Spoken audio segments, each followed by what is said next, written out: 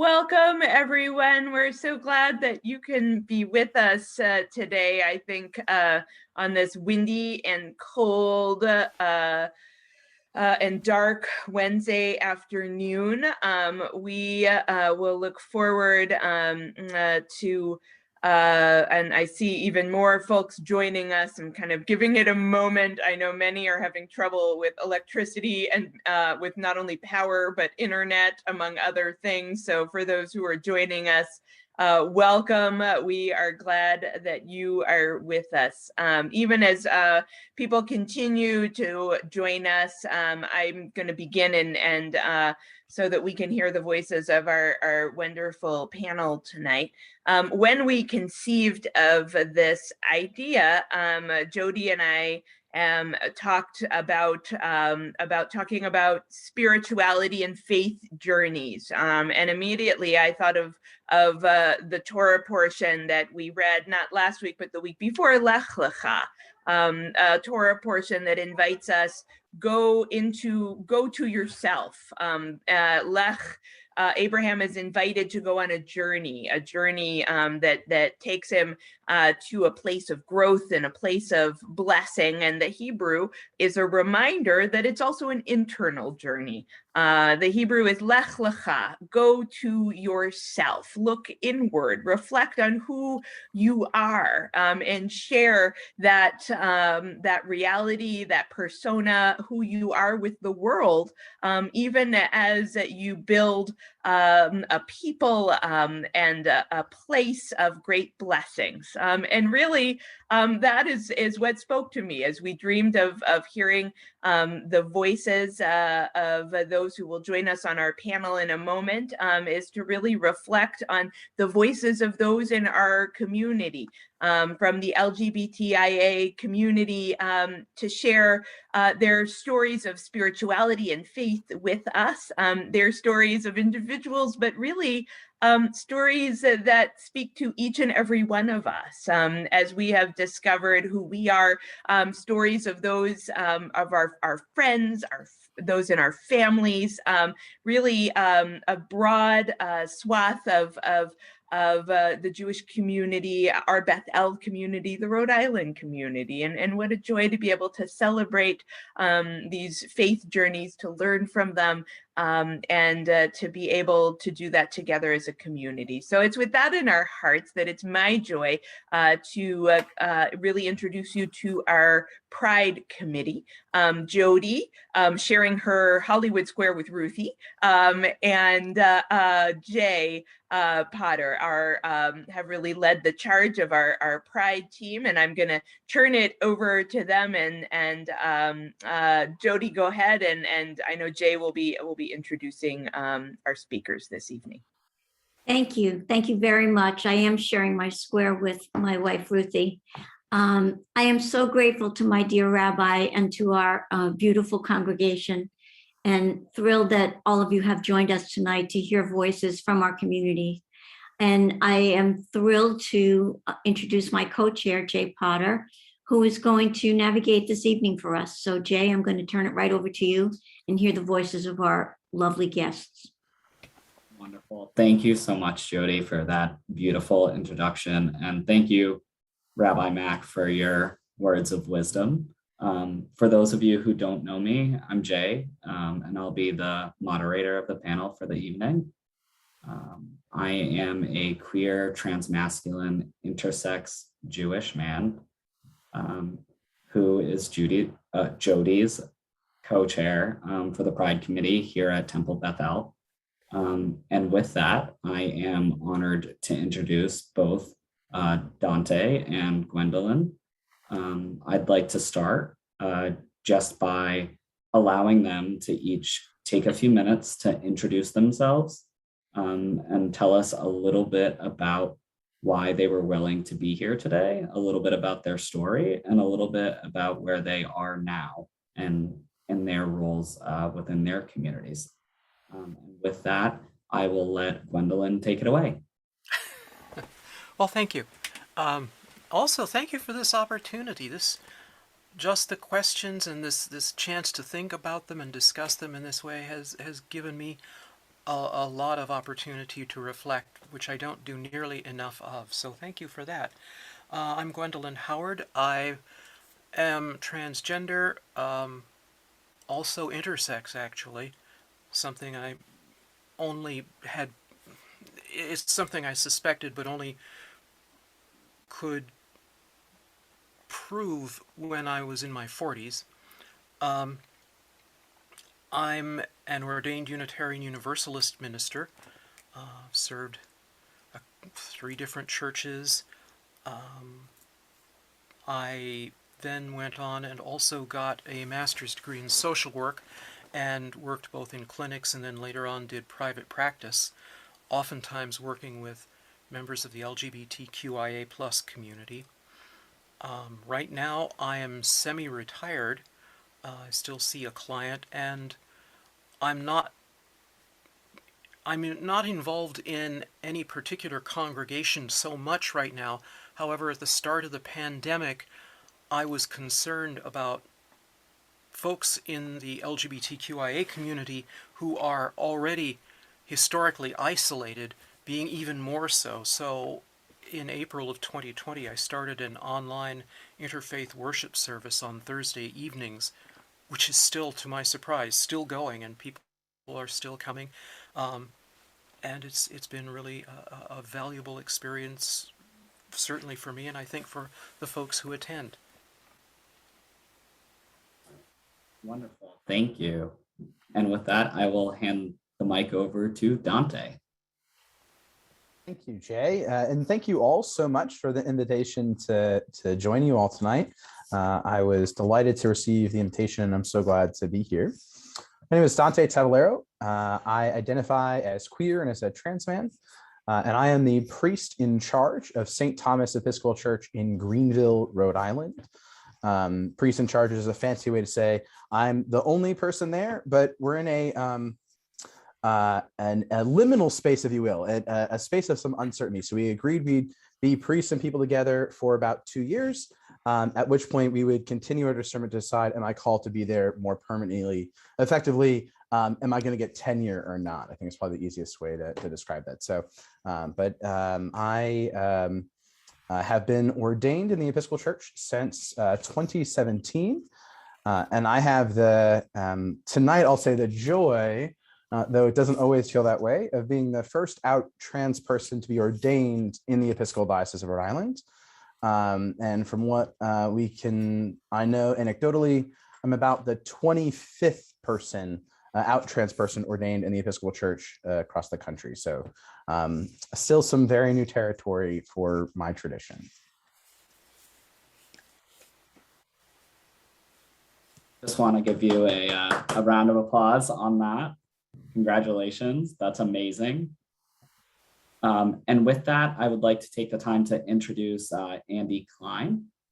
He's actually calling in on the phone due to some tech issues. Andy, if you can hear me, feel free to share your story and kind of what led you to be able to be with us tonight.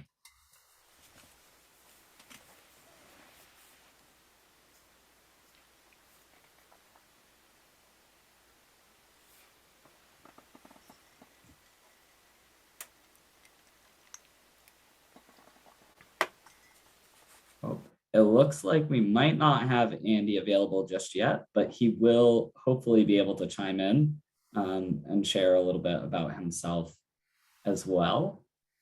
Now that we know who everyone is, I just want to say that everyone's pronouns are available next to their name who will be speaking tonight. To lay some basic ground rules for the entirety of the panel. Jay, can you hear me now? This is Andy. I sure can. I will toss the mic over to you. Thank you so much for taking the time to log in tonight. We're so happy to have you. Thank you. I'm very happy to be here. I wish I could see all of you. We've been out of power all day, so I've not heard how the others have introduced. I have an idea of what you're asking for, so I'll just say, my name is Andy Klein. I served Temple Habronim in Barrington for 13 years, and I retired last year. I think you're wanting just a little bit of history. I had known when I was a child growing up in my synagogue that I wanted to be a rabbi, and when I started college back in 1969 is when I began dealing with coming out, and that was not at all allowed in the Reform movement back then. So I had to really let go of that for a long time. And the short version of the story is that by 1990, the Reform movement had begun to change. And in 1996 is when I entered the Reform Seminary. So it took the Reform movement a long time to get ready for me. I had a lot of anger at Reform Judaism, or just Judaism in general, for needing to give up my childhood dream. And then a lot of joy when it all came back and began to be possible. I think that's the shortest, briefest answer to what you've been asking for. Thank you so much for sharing that. That was really beautiful.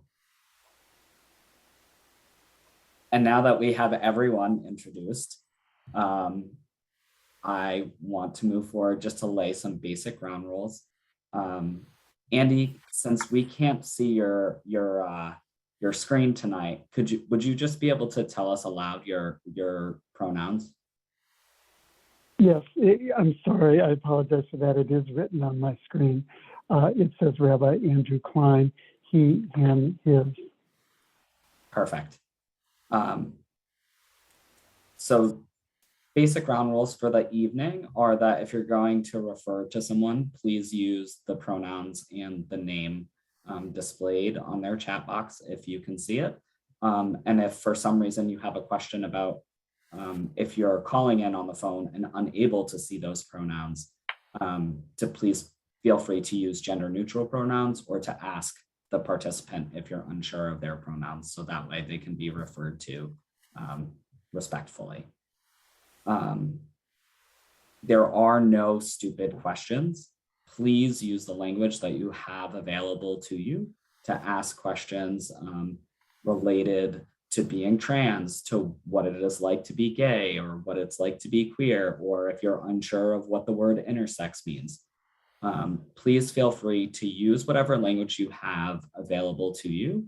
And if for some reason that language is potentially a little outdated, or just maybe a term that's not used or feels uncomfortable to one of the panelists, they will gently guide you towards the language that they would prefer, or towards the language that's used today.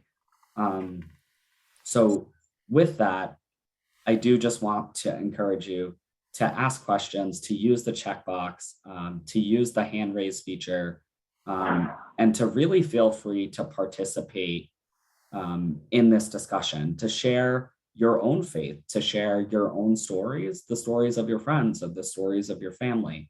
What makes spaces like this so beautiful and profound is the diversity that we have here tonight for people of all walks of faith or of no faith who choose to share what their journey means to them,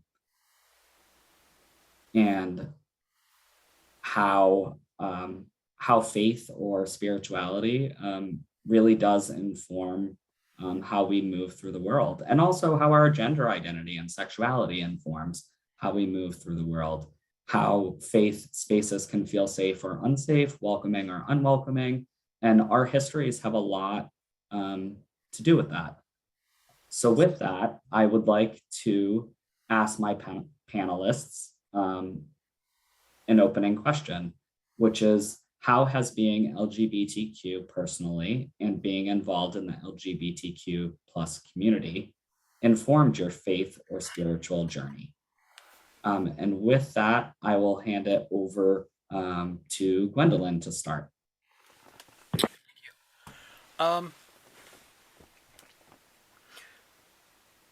It's an interesting question because in many ways, my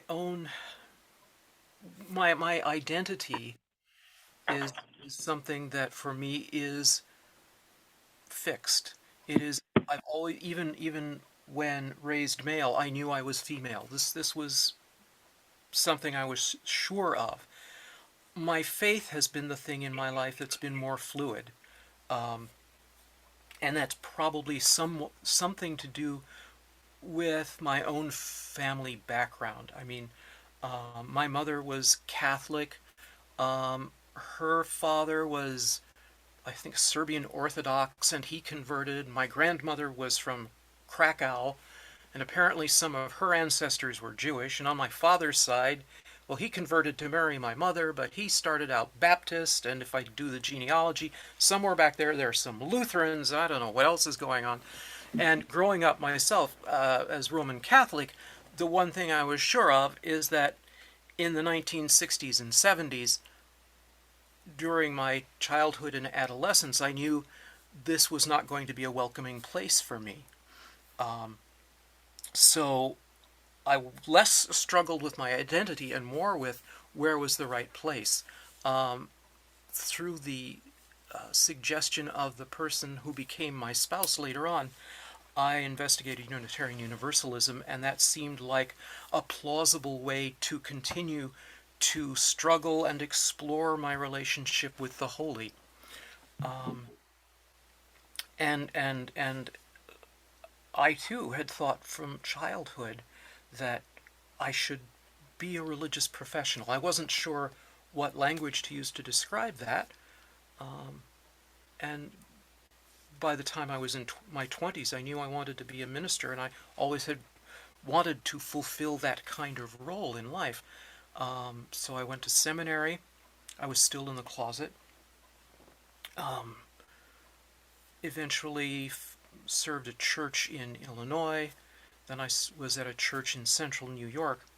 And in the early to mid 90s, I came out, and my denomination was not ready for that.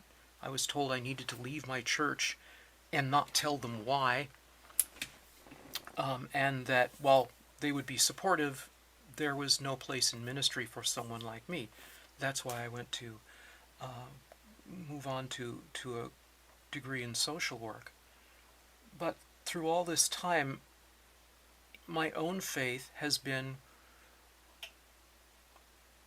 looking at the sacred as more expansive and beautiful and amazing and beyond my understanding than I think I was ever taught as a child. And one of the things that being LGBTQIA has done for me is that it's allowed me to seriously argue with God on more than one occasion. Sometimes I think I've won those arguments, more often than not I haven't, but it's opened the door and given me that freedom to do that. It's also let me use whatever tools I can find. Appreciating human diversity lets me see that the sacred is so much more, that all the tools we have aren't enough. So if I find insights in Buddhism, in more traditional Christianity, in mysticism, in Native American spirituality, in Judaism, without being culturally appropriative, at the same time seeing things in so many different ways gives us better glimpses of a larger picture. And I think that's one of the benefits, one of the joys of being queer. Well, I've rambled. I will stop now. Oh, I did forget one thing during the introductions. I forgot I also have Milo, who is one of our two cats, and he's already dressed for Halloween. So, Welcome, Milo. We are happy to have you this evening. there you go. What a beautiful story to open us up.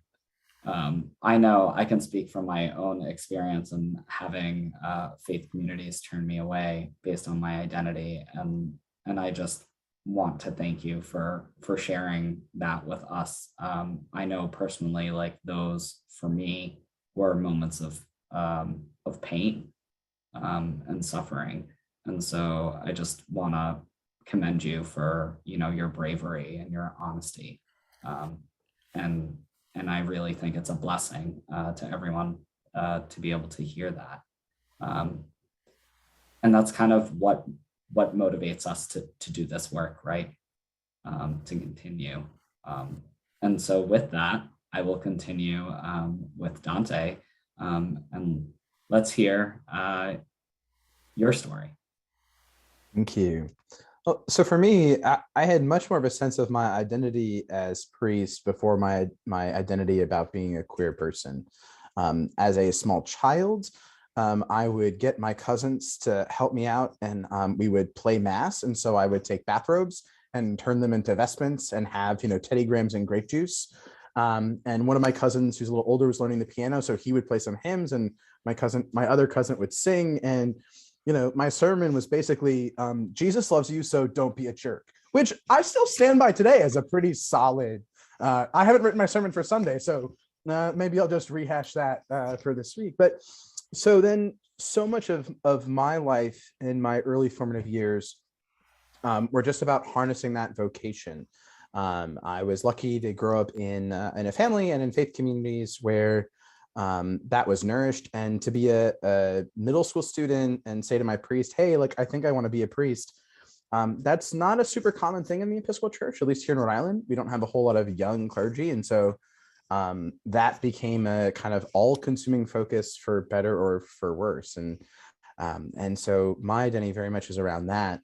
And then when I started coming out to myself around being queer, it was this quite shocking and devastating moment, because for me, that coincided with the Episcopal Diocese of New Hampshire electing the first openly gay man as a bishop, and all chaos breaking loose in the Episcopal Church about, people freaking out and saying, well, they can't elect a gay man as a bishop, and he's married. I mean, that just blew people out of the water. And so the congregation I was a member of at the time here in Rhode Island was not using the kindest language to talk about Bishop Robinson. And I'm like, uh-oh. It was like that, danger, Will Robinson sort of thing going on in my mind, because I'm like, well, I think I'm a lot like Bishop Robinson, and I want to be a priest. So does this community that I've been raised in, are they not going to be supportive? And so I struggled with that. I had some very not nice things to say to God. I was really grateful for a parish priest saying to me, it's okay to yell at God. God can take it.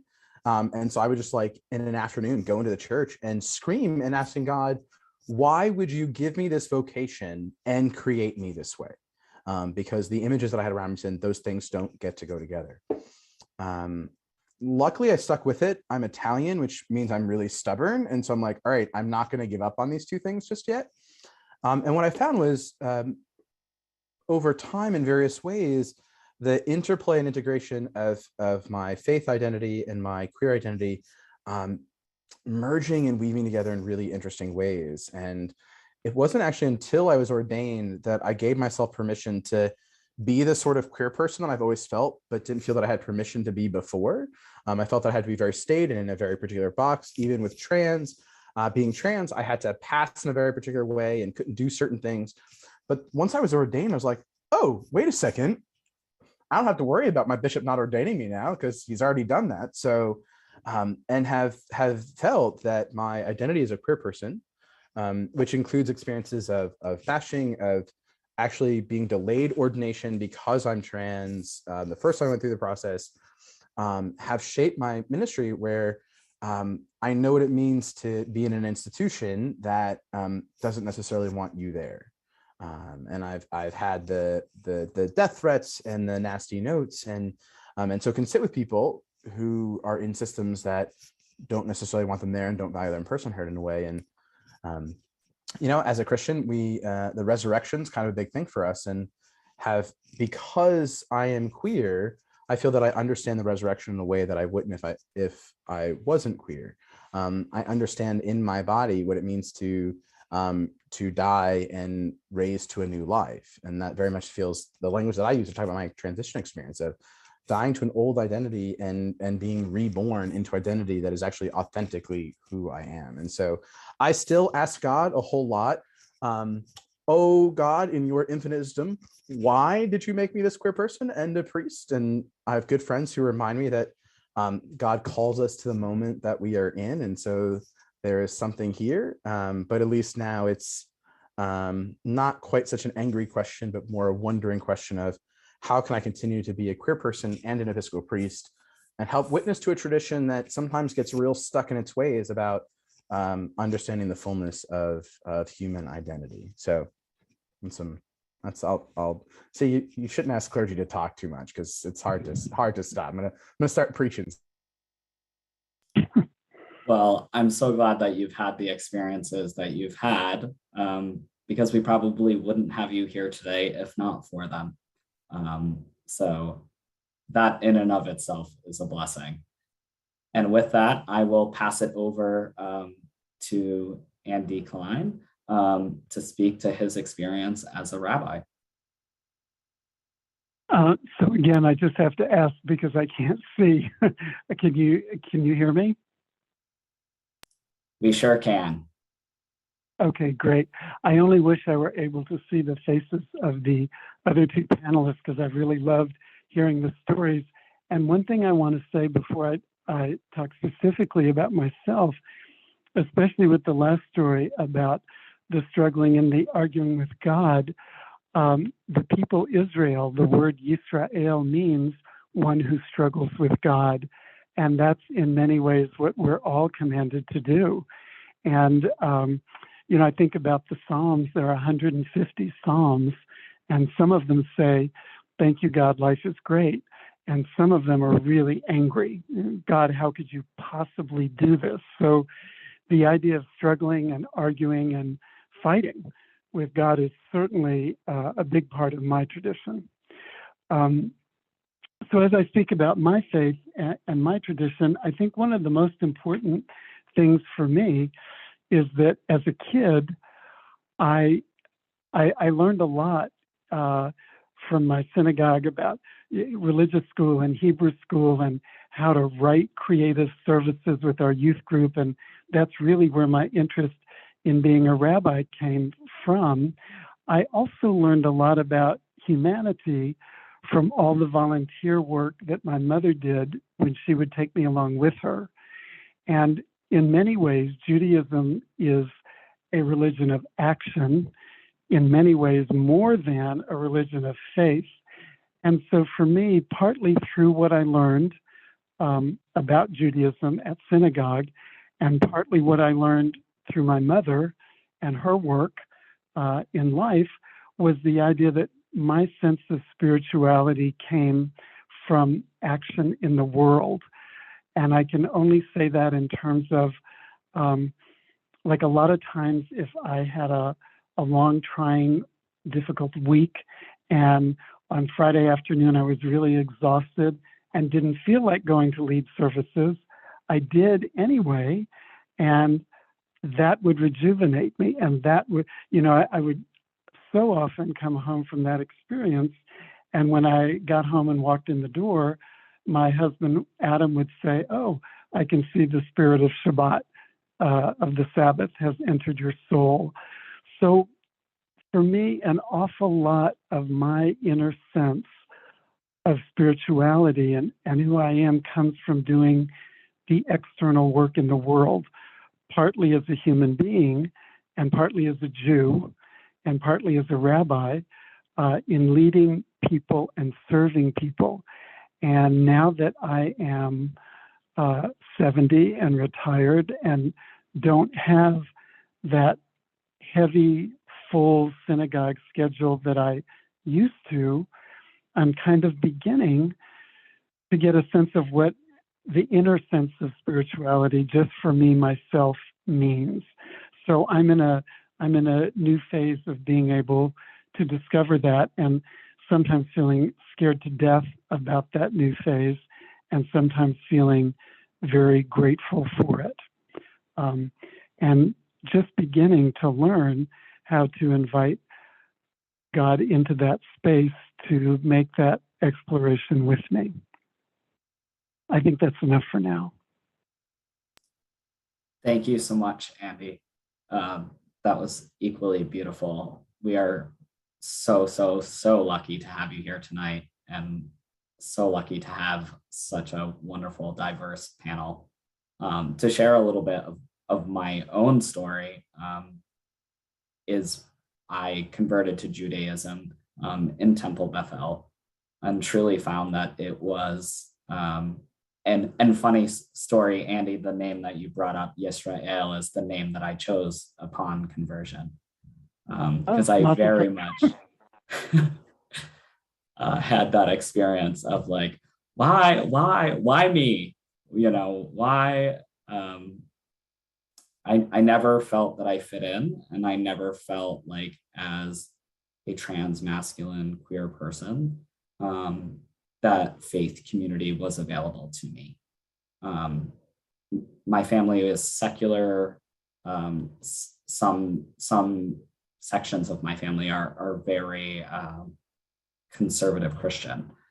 So the only thing that I knew about faith growing up was that I was going to hell for who I was.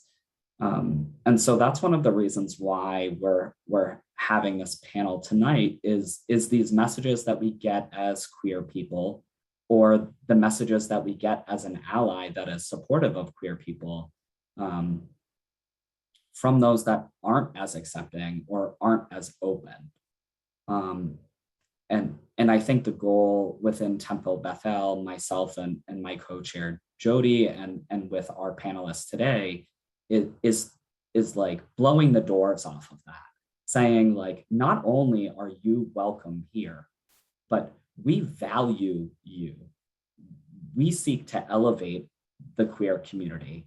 And for me personally, that was life altering. And I hope that tonight we can talk about how to make it safe and welcoming to enter all the faith communities within Rhode Island as a queer person. And so with that, I want to toss it back to our panelists and say, what are some of the things that you're doing, or what are some of the things that you can suggest that we do to create these safe havens for people that are at a higher risk of not having familial support, of not having stable housing, of not having faith resources available to them, or to those people who have simply been discarded by faith communities in the past. I think with the goal being of healing that trauma, and once again, blowing the doors off of our temples and synagogues and churches, and saying, these doors are wide open to you. So I'd love to ask what you're doing to make your faith communities easily accessible to queer folks. And with that, I will hand it over to Dante. Dante, can you start us out on that one? And also to everyone else who is not a panelist tonight, please feel free to utilize the chat box to ask questions specifically of me, of Dante, of Gwendolyn, of Andy. While I have some questions lined up, I would love for this to be a community discussion. And I would also love any of you that are comfortable to please feel free sharing your own story, your own experiences, and to ask questions of any of us. Please feel free. I would love to hear your voice. Your voice is very welcome here. And with that, Dante, I will let you take it from here. Thank you. So one of the things that I struggle with in my own tradition is the Episcopal Church. We do a really great job of making some pronouncements about what we believe, and then maybe pass a resolution or two in our governing bodies, and then we'll kind of like pat ourselves on the back and say, all right, great, we're done. We don't have to deal with that anymore. A lot of people will say in Episcopal circles, you get, a lot of Episcopal churches will have signs nearby that says, St. Swithin's is a mile down the road, and it says the Episcopal Church welcomes you, just kind of the tagline of the Episcopal Church. And I sometimes when I see those signs, like I want to go put an asterisk next to them, because in the Episcopal Church, while denominationally speaking, it is an inclusive community, that very much varies parish to parish and congregation to congregation. Prior to the community that I currently serve, in my previous role, I was the assistant priest at a church in East Greenwich, and I was also the chaplain at Rhode Island College. And I'd have students come to me and say, like, well, hey, like maybe a lot of students who were raised Roman Catholic would then say, well, maybe the Episcopal Church is a better fit, ritually very similar, but the Episcopal Church is a lot more progressive.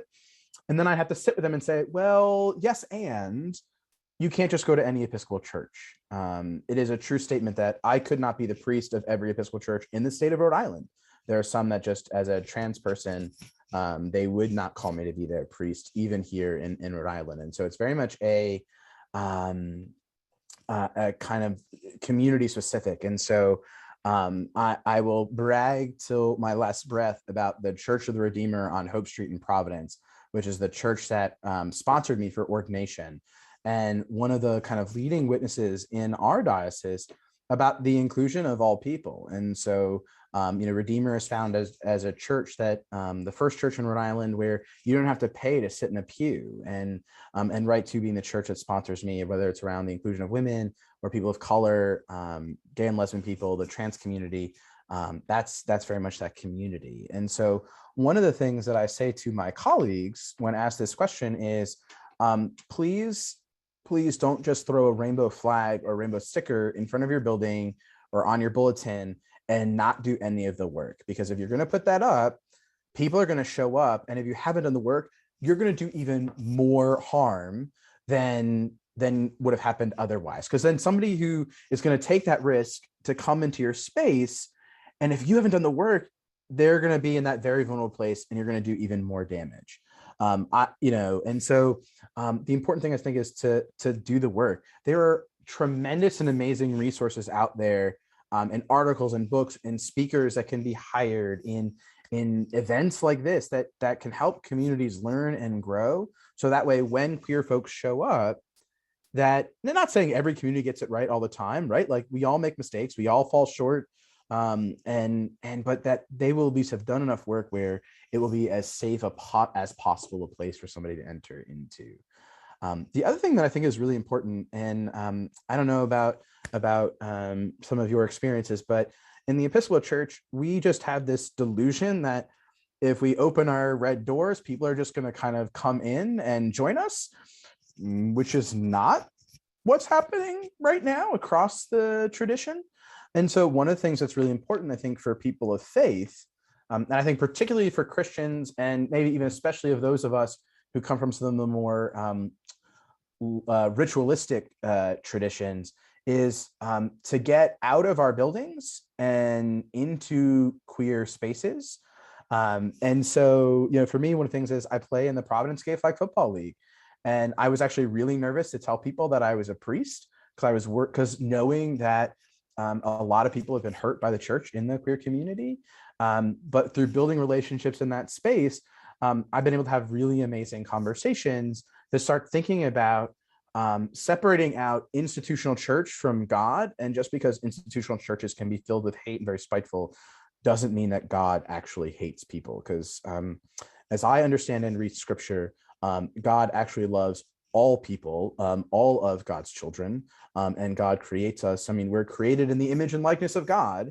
And so institutions may preach hate, but that's not where God is. And so I think my two biggest things of what we can do are to do the work, continue to learn, continue to read, continue to build relationships, and to go out into spaces where queer people are, and just sit and be present and listen, and let those kind of relationships develop organically. And I'll pause there. Beautiful, and so unbelievably true about how our faith informs us outside of the buildings that we're actively practicing in. And how doing the work is important. And, this is a true thank you to Rabbi Mack for creating a space where Jody and I are able to host a panel like this. And a thank you to the Temple Bethel congregation for both welcoming and affirming Jody and I in our dreams to bring this to the world, to bring this to Rhode Island, to bring this to our own temple. And so as we have leaders like Rabbi Mack and Rabbi Preston, and you, Dante, and you, Gwendolyn, and you, Andy, these are the life-changing people at the table. And so that's what makes me so excited to have this conversation. It's like, here we are tonight, you're speaking about doing the work, and these are the people doing the work sitting in the room tonight, which is unbelievably powerful. And with that, I would like to hand it over to Andy to talk about his experience as a rabbi and what the work that he has historically done in helping queer people to enter the faith community. He has such a powerful story of there not being a space for him initially, and taking that space and making that space and carving a path, which is such a gift to the world, Andy. So I'm so looking forward to hearing about how did you do that, and how can we do that as leaders within our own community?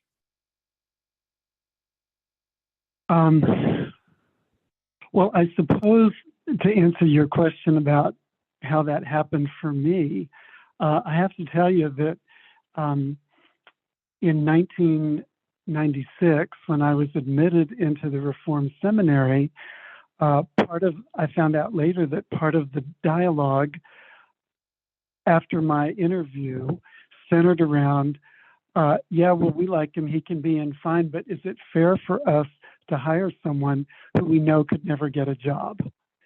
And I'm well aware that there are many, as Dante was saying, there were many synagogues, many communities who wanted no part of me, and I was aware of that.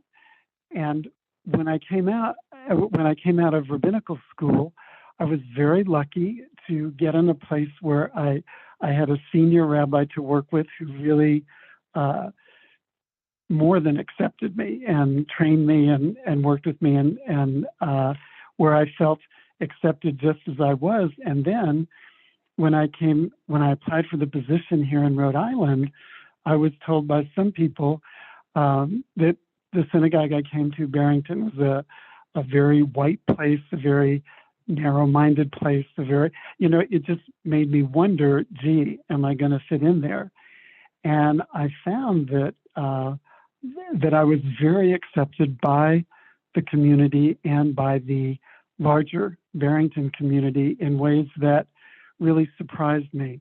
And in terms of I sort of feel like the presence of me in the congregation and the presence of me in the larger community being exactly as I am really gave quite a voice. I've always been sort of a low-key kind of person, and merely my presence and being who I am, I think has really done a lot. We did a lot of the things that Dante talked about, having a Pride Shabbat every year in June, and certainly making our space open and having the rainbow flag on the outside as you came in on one of the windows, and certain things like that. But it is more than that. It's really, really being present and wanting to meet people where they are. So I don't think I have a lot more to add about that. I think Dante said it beautifully. I will tell you one thing that's a little bit related. A number of years back, Adam and I went to something called Queer Talmud Camp. And Talmud is it's a body of Jewish literature that expands on the Torah, and it's thought to be, it's a couple of thousand years old, and it's very male-oriented. And this queer rabbi just sort of blew all that up and made Talmud available for everyone. And she started a queer Talmud school out of Chicago, and it's become over the years very well known.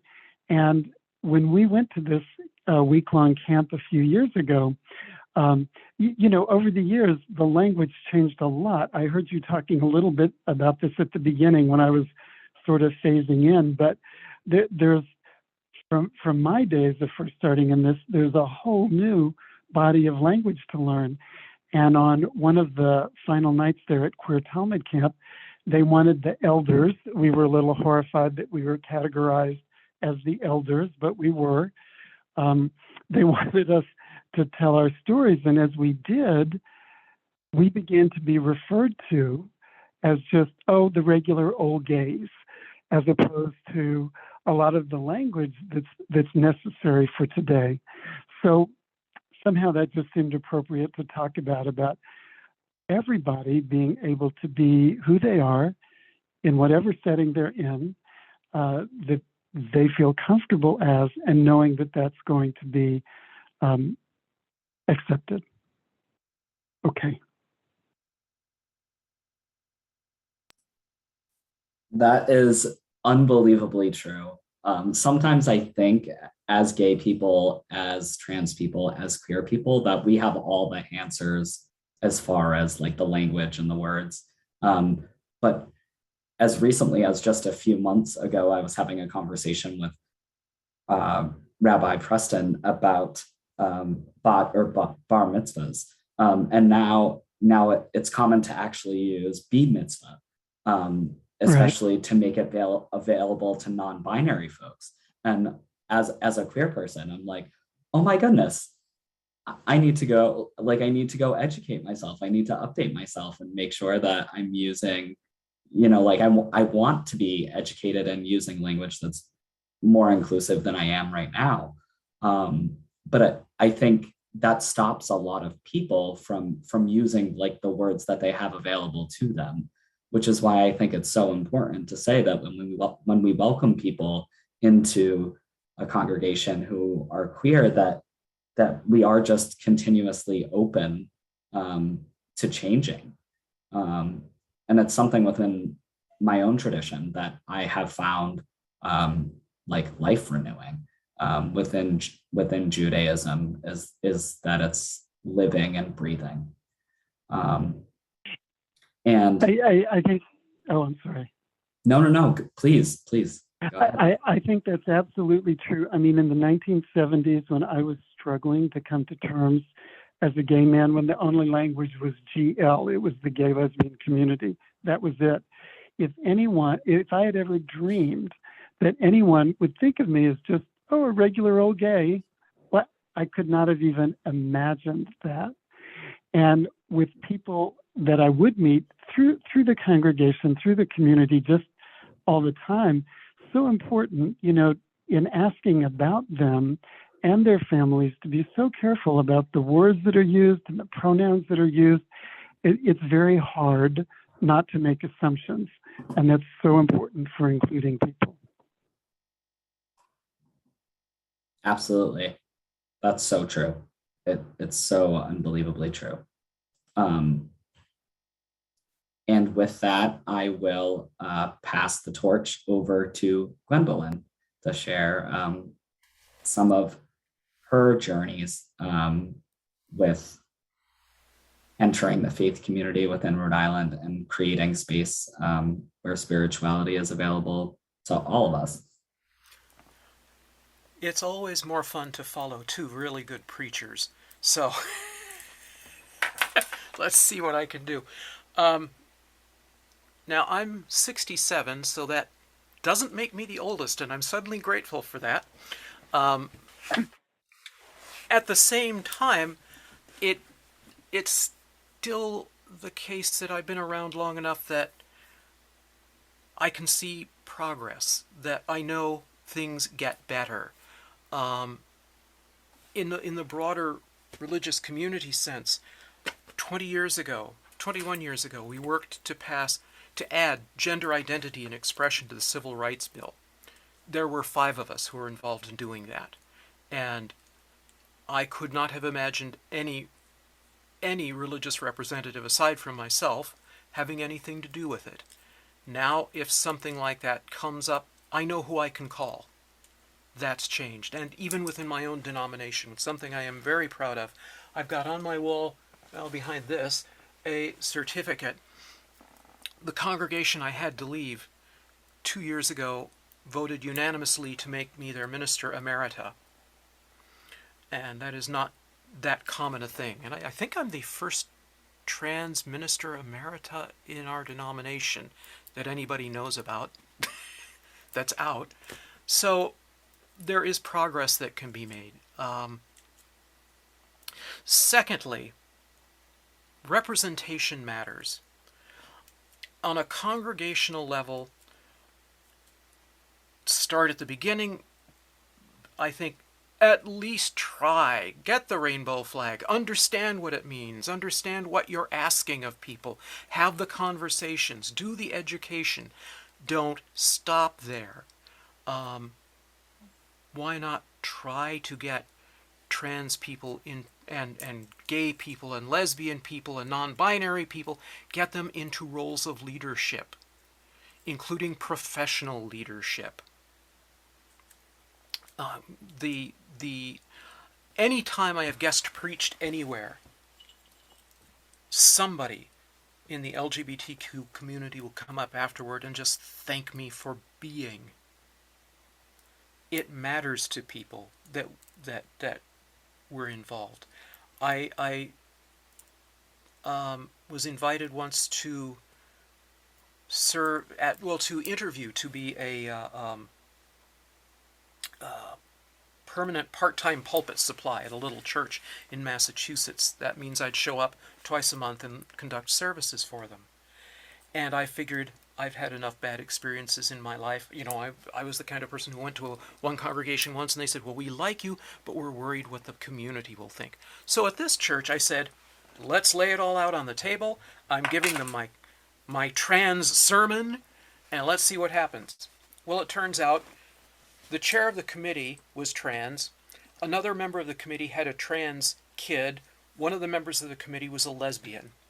And they were grateful that I was there. But it also said to me, this church didn't just say welcome, but said, you're part of us, you're part of the leadership. So have people from the LGBTQIA community, have them read, have them perform other functions, have them visible. And the last thing I wanted to say is, for churches, get involved in the community. You know, one of the things, I've been an activist for a surprisingly long time now, and one of the sayings we have is that we have to show up for each other.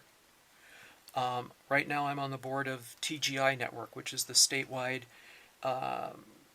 trans and non-binary, gender non-conforming organization. We do political work, we do support groups and so on.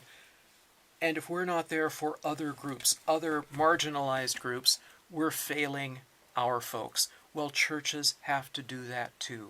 You have to be there for not just your cause and not just who you think are your people, but you have to be there for folks in the community. Be there for the oppressed, for the marginalized, and it's good for you as well as for them. Get involved. I mean, I wonder how many people who aren't trans or gay or queer know when the Trans Day of Remembrance is. That's a big deal among some of the people in my community. This year, again, I'm doing a community service on Zoom. Go to it. Or find something somewhere. Have your congregation do something about that day. All right. Amen. Absolutely. And also to celebrate the resiliency of the trans community. I mean, we have 3 trans people helping to lead, a beautiful panel that is available in Rhode Island, like that, the fact that there is room and space for us to be celebrated.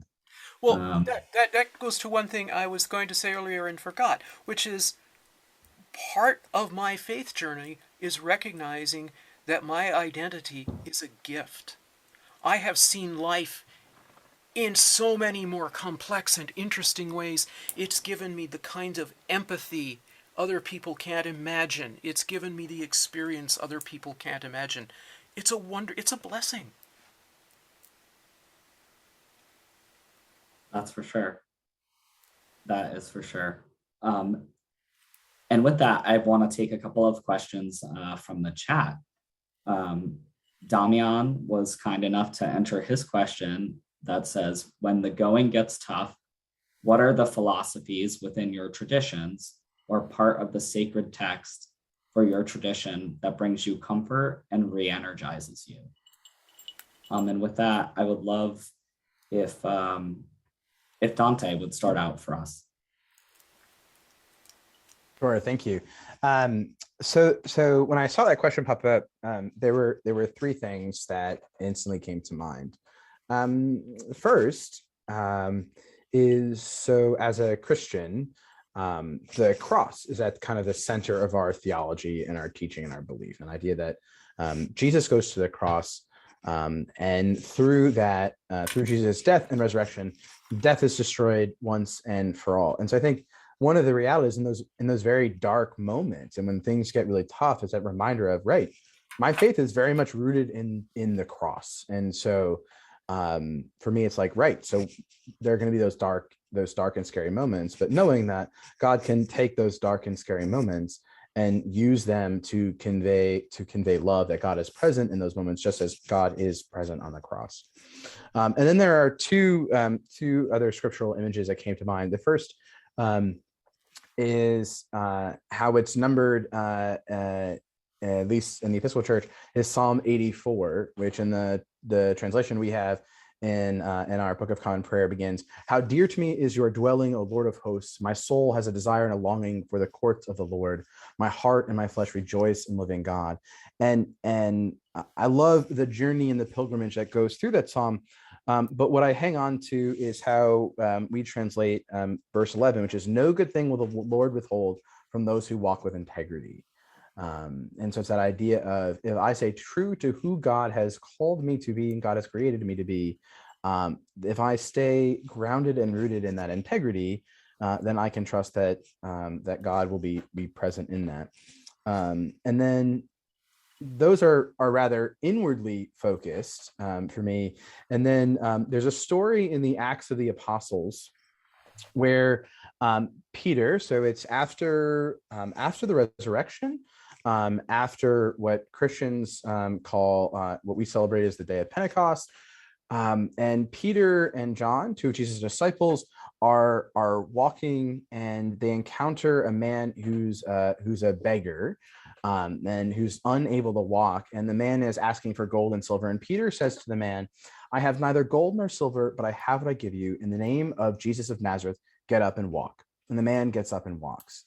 And so for me, and in my faith tradition, I kind of hold on to that as saying that I have this, I love Gwendolyn talking about identity as that gift that we have, that I have been given this gift and this tradition. And so I can pass on to others what I have, and that sense of self, and that that this identity is a gift, and a gift to be shared. So those were the three things that came to mind for me.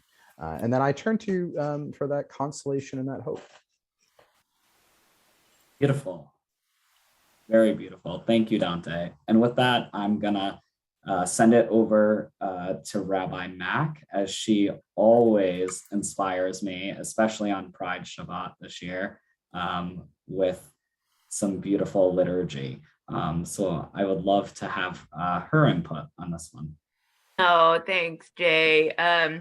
it's mutual. It's mutual. I'm inspired. What a beautiful conversation. It's incredible. Thank you to everyone, to all of our panelists, and to you. I am thinking there are a lot of things that inspire me, but as we have this conversation, I'm sort of drawn to Psalm 118, which is something that we sing for Hallel. It's actually a joyous psalm. We sing it for festivals. And Psalm 118, we sing Min HaMeitzar Karatiya Anani B'merchavya, and that means from the depths, you might say, but Min Tsar is a narrow place. From the really constricting narrow place, I called out to you, God, and you answered me from a wide open place of possibility. And I think as a reflection, as a mantra, as a prayer, that is something that inspires me, that even in the most constricting, deep, dark moments, it's the turn of a corner, and we can find that possibility through the divine, through Yah, through however we want to describe that. Thank you so much, Rabbi. That was absolutely perfect. And with that, I would like to hear Gwendolyn's voice on some of the philosophies within her tradition or part of her sacred text that brings her comfort or energizes her. Well, being Unitarian Universalist, I'll approach this kind of sideways. That's part of our tradition. And you're nodding, Dante. Rather than a particular text, I want to approach both theology and ecclesiology, how you hold the church together, how you hold the congregation together. Both Unitarians and Universalists, our two different traditions, came together, and part of their common heritage was a fundamental commitment to congregational polity. That sounds very almost clinical when I say it, but what it means is that every person gathered together has value, has worth, has dignity, and so that no one person has the final word or the loudest voice. It comes from a sense that God is among us, within all of us. And so that being part of our tradition helps me at the darkest times, knowing that I have worth, I have dignity, and God is part of my life, and it reminds me to reach out beyond myself so that I don't get stuck and in my own way, and also helps remind me that while I continue to hold to community, community will reach out to me. Beautiful, absolutely beautiful. And with that, I will hand it over to Andy to close out our panel on this question. I'd like to say that what's really important in our tradition, in the Jewish tradition, is reaching out to help other people. So even when I'm down, when I'm feeling despondent, I know that one of the best ways to get out of my own way and out of myself is to reach out and help someone else. We have texts that talk about even the beggar in the street who relies on donations from other people is obligated to turn around and give part of what they receive to someone else who has less. So in a physical way, in a monetary way, but way beyond that, in a spiritual and a communal sort of way, being able to see beyond our own needs and finding someone who needs a little bit more that we might be able to give in that moment is, for me, the best way to rejuvenate and replenish myself. Absolutely beautiful and so true. I say it to myself a lot that, God, I'm just busy praying with my feet. And it's one of the reasons, that inspired me to be a foster parent, is for me, faith is an action. And I just so love what you just said and my personal connection to that. And with that, I want to kick it over to Rex's really, really important question. And I want to thank them for bringing this up today. And the question is, how do you handle the issue that many Christian religions perpetuate white supremacy currently and historically, seeing as homophobia and transphobia are part of white supremacist culture? And I'd like to add just a little bit more and say, how does that also happen within Jewish spaces? And also, how does sexism feed into that? And with that, I would love to have Gwendolyn open within the Christian religion. How are you seeing these things, and what can we do to combat them?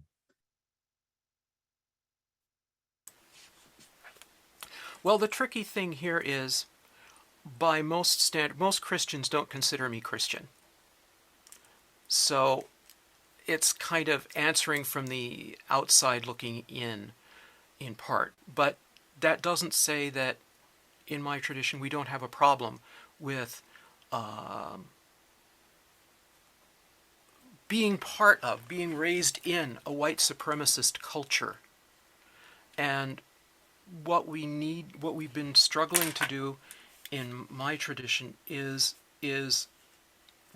being able to recognize that and recognize the intersectionality of all of these things, that misogyny, homophobia, transphobia, biphobia, on and on and on, racism, ageism, they're all interconnected. They're tied to colonialism. I was just preaching the other day on my little online service about how understanding gender as more than a certain fixed thing was very common in some cultures, and how it was squashed by colonialism. And so I think I can't speak to mainline Christianity, but I can say that calling each other to account, to recognize when we're doing those things, from the large issues to all the way to microaggressions, and not letting those stand. That's where I see things going. Absolutely. And with that, I will kick it over to Andy and his experience, and also if any of us within the panel have experienced the effects of that directly. I invite people within the audience and people on the panel to share their own stories, because I think that's an important part of healing our communities in situations where those of us who have reached to the church or reached the temple for comfort and have found transphobia, or have found sexism, or have found misogyny, who have found biphobia, et cetera, onward. So I do just want to create space for, sometimes it isn't always a beautiful journey. Sometimes it is painful, and sometimes it's really hard. So with that, I will pass the mic over to Andy to share his story and how he is viewing this. So I agree with you. Sometimes it is painful and sometimes it is challenging, and that is part of the journey. One of the things I learned early on with one of my home rabbis in Houston is people would say to her, these texts, these ancient texts, are all male oriented. Doesn't that make you angry? How can you find yourself in them? And she would say, oh, I have no problem doing that at all. I take the essence of it, I take the good teaching of it, and I know that it applies to me, even though it says to men only. So I don't feel like that's a good answer that I could give to women who were in that position and find left out in that kind of way. But I do tell that story in her name. And in a very similar way, the Jewish tradition, the Christian tradition, I mean, we're filled with heteronormative texts. And so while that can be very off-putting to me, I find ways to include myself in it and teach the text in that way. For example, we're taught to be fruitful and multiply. Today, there are a lot more ways for the LGBTQIA plus community to be fruitful and multiply, certainly in ways that are easy and less complicated than they were back in the 70s. But what I came to understand was that I never had children. I, in that sense, wasn't fruitful or multiplied, but I've had hundreds of students and I've taught, and they are my children. And I have no doubt about that, and neither do they. So I think there's a lot of interpreting that needs to be done in a liberal sort of way to get the very best that a text has to offer and still being inclusive, and then be able to turn around and teach that in an inclusive way to the people we teach, to the people we preach to. So that's one of the ways that I combat a lot of the unpleasant texts that are in all of our traditions. It's not just a matter of ignoring them or pretend they'll go away, but finding a way to deal with them that gives me meaning today. So true, so profoundly beautiful. Thank you so much. And with that, I would like to kick it over to Temple Bethel, Rabbi Preston.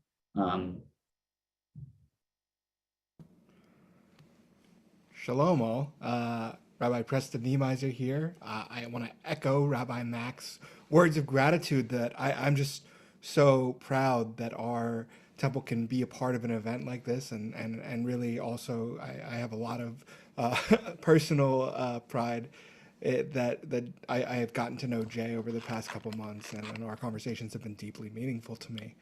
I think that the answers before mine are really, they say it all. That, I mean, Rabbi Ben Bagbag would tell us, turn it again, for everything is in it.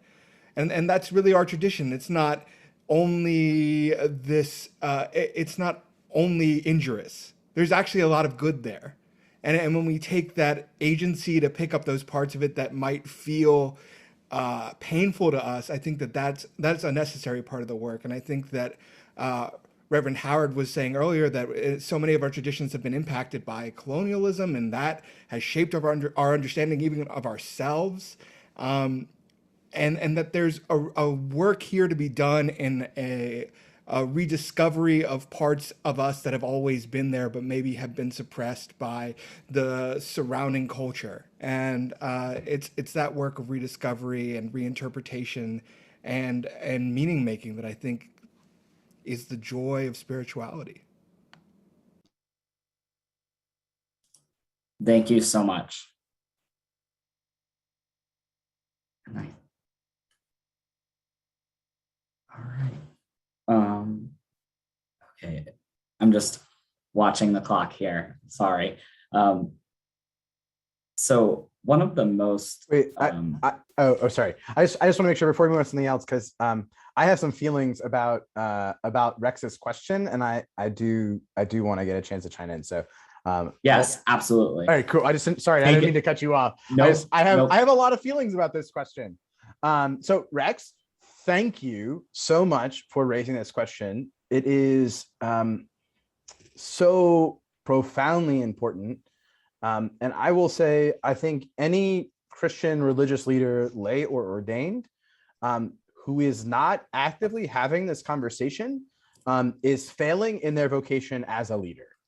I think and I'll also say more directly to the Episcopal Church, any priest in the Episcopal Church, especially here in Rhode Island, who is not actively naming, to use language out of our tradition, the evil and sin of white supremacy, is failing to live into the vows that we have taken in our ordination. The Christian tradition, and particularly the Christian Church, and the Episcopal Church, most definitely, is 100% rooted in and grounded in supremacist culture. If we think about the foundings of our own country, so many of those founding folks were part of the Church of England. This was the tradition. One unfortunate text that I read in seminary about the history of the Episcopal Church actually had the sentence in it: the upside of the Episcopal Church's involvement in slavery was that after emancipation, we had a head start in evangelizing to the newly freed community. And when I read that sentence, I threw it across my room and just didn't pick up that book again. And several of us had very intense conversations with the professor who assigned this text, who just let that all out there. The institutional church for the Episcopal Church, I mean, the largest slave-owning family in Rhode Island, the DeWolf family, are leaders in the Episcopal Diocese. Actually, one of their descendants not only was the one-time bishop of the Episcopal Diocese of Rhode Island, he goes on to be the presiding bishop, the head bishop, for lack of a better phrase, for the entire Episcopal Church. We've got several of our churches here in Episcopal churches here in Rhode Island that are built with slave money. So much of our diocesan history is rooted in that. So I think anybody who's not having this conversation is just failing in their call. So for me, things that I do is regularly in my preaching in my community, I very much connect our scriptural text to what's going on in the day, and will name very directly the sin of white supremacy in our culture. Part of why I was called to be the priest in charge of St. Thomas is that the parish wants to be an inclusive community and recognizes they have more work to do with that. Inclusion around the LGBTQIA community, around issues of race, and those two in particular. And they're like, we think you can help us with that. And so we have done several studies on anti-racism as a community, partnering with other congregations. We are getting ready to and figuring out some studies and some work around the LGBT community. Also doing work and recognizing, like, oftentimes Christians are not so great about understanding any other religious tradition. And so actually it's on my list as we do this work, actually to be in touch with Rabbi Mack to say, hey, I wonder if we could have if there might be ways for our communities to work together and learn from one another, to talk to people that I know in the Muslim community to do that, and to help do that work. And as a diocese, we're doing some of that work, particularly around race, through the Center for Reconciliation and some other projects. But there's a core group of us here in Rhode Island that every chance we get raise this, because as I understand the core of our theology as Christians, it is completely antithetical to the supremacist culture that our institutions have too long propped up. So I'm going to stop now. I have a lot of feelings and could keep going, but I'm sure there are other. No, thank you so much, Dante. What you had to share was extremely important, and I don't think it's talked about enough. Within Temple Bethel, we recently had a panel or a conversation somewhat similar to this around Black Lives Matter, and work understanding that racism and transphobia and homophobia are deeply ingrained reasons to why queer people do not show up to faith spaces. is the fear of perpetuating that or being in spaces where that is allowed or even celebrated. And so working within our own congregations, praying with our feet within our own communities to create that change is so important. And I thank you and value you and the time that you took to share what you just shared. And with that, because we are coming close to the end of our time together, I want to ask the panelists, in closing, if you could tell LGBTQ people within our community, within this Rhode Island community, one thing in regards to faith and spirituality, what would you tell them and why? And with that, I will hand it over to Rabbi Klein.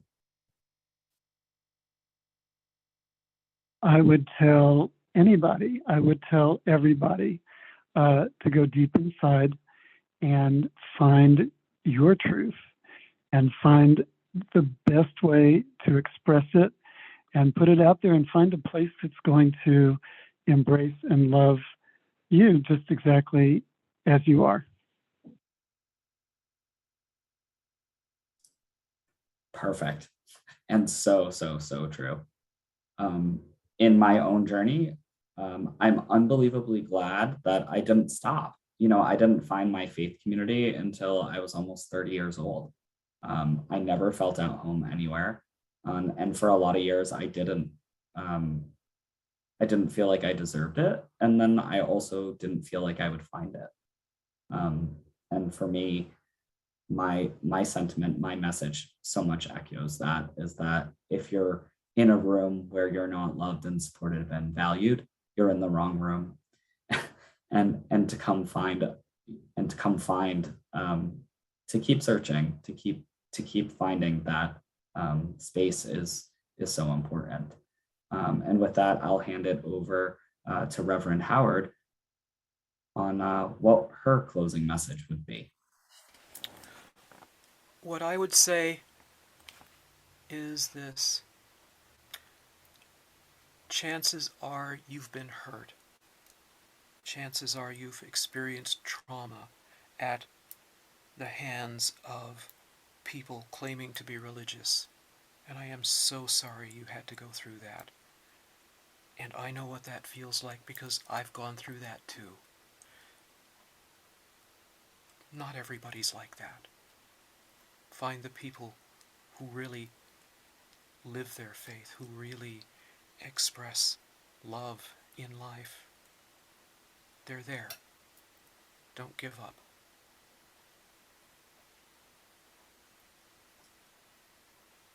Thank you. And with that, I will kick it over to Dante.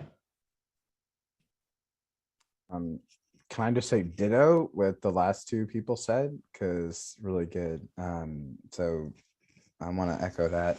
I would also say, and do say to folks that no matter what the world and people of faith tell you, you are beautiful and you are loved and you deserve to be treated and valued with that respect and dignity. Using your own tradition, you're creating the image and likeness of God. You are a beloved child of God, and you deserve to be treated as such. And sometimes institutions, pardon my language, sometimes institutions suck and don't do a good job of reflecting God's love. And so please don't give up on God because of the sins of humanity. Know that there is nothing that you can do that will separate you from the love of God, and that God will always love you in the fullness of who you are.